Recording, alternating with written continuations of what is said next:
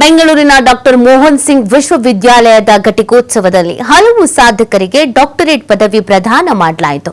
ರಾಜ್ಯಪಾಲರಾದ ಥಾವರ್ ಚಂದ್ ಗೆಹ್ಲೋಟ್ ಅವರು ಸಾಧಕರಿಗೆ ಡಾಕ್ಟರೇಟ್ ಪ್ರದಾನ ಮಾಡಿದ್ರು.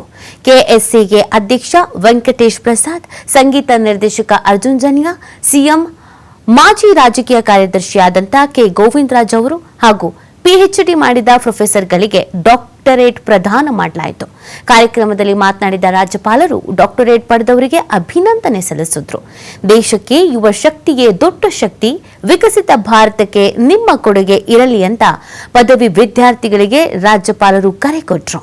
ಇನ್ನು ಡಾಕ್ಟರೇಟ್ ಸ್ವೀಕರಿಸಿ ಮಾತನಾಡಿದ ಸಂಗೀತ ನಿರ್ದೇಶಕ ಅರ್ಜುನ್ ಜನ್ಯ, ನನ್ನನ್ನು ಗುರುತಿಸಿ ಡಾಕ್ಟರೇಟ್ ಕೊಟ್ಟಿದ್ದಾರೆ. 2 ದಶಕಗಳ ಜರ್ನಿಗೆ ಸಿಕ್ಕ ಫಲ ಇದು. ರಾಜ್ಯದ ಜನರಿಗೆ ಧನ್ಯವಾದ ಹೇಳ್ತೇನೆ ಅಂತ ಹೇಳಿದ್ರು. विश्वविद्यालय के दीक्षांत समारोह में उपस्थित दीक्षांत समारोह के मुख्य अतिथि डॉक्टर विनय कुमार दास जी, जिनका प्रेरणादायी और ओजस्वी भाषण आपने और हमने सबने सुना, तो उनको बधाई देता हूं,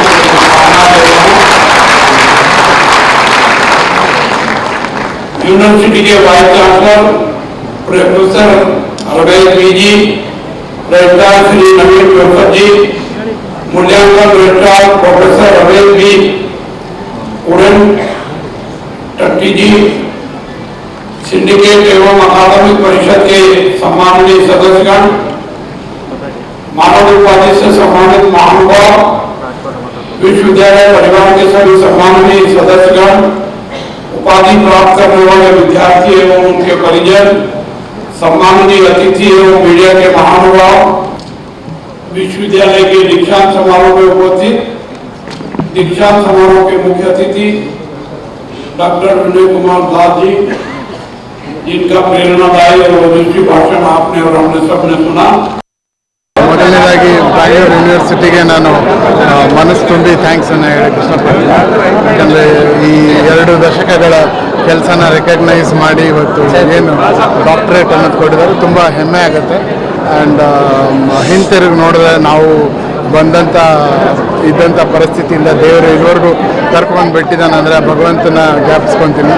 ಶ್ರೀ ಆದಿಶಂಕರಾಚಾರ್ಯರು, ಅಮ್ಮ ಆದಿಪರಾಶಕ್ತಿ ಇವರ ಆಶೀರ್ವಾದ ಹಾಗೂ ನಮ್ಮೆಲ್ಲ ಜನರ ಆಶೀರ್ವಾದ, ಅವರ ಪ್ರೀತಿಯಿಂದ ಇವತ್ತಾಗಿದೆ. ಸೊ ನಿಮ್ಮೆಲ್ಲರ ಸಹಕಾರ ಕೂಡ ಇದೆ. ಮೊದಲನೇದಾಗಿ ಬ್ಯಾಂಗ್ಳೂರು ಯೂನಿವರ್ಸಿಟಿಗೆ ನಾನು ಮನಸ್ಸು ತುಂಬಿ ಥ್ಯಾಂಕ್ಸ್ ಅನ್ನು ಹೇಳಕ್ಕೆ ಇಷ್ಟಪಡ್ತೀನಿ. ಯಾಕಂದರೆ ಈ 2 ದಶಕಗಳ ಕೆಲಸನ ರೆಕಗ್ನೈಸ್ ಮಾಡಿ ಇವತ್ತು ಏನು ಡಾಕ್ಟರೇಟ್ ಅನ್ನೋದು ಕೊಟ್ಟಿದ್ದಾರೆ.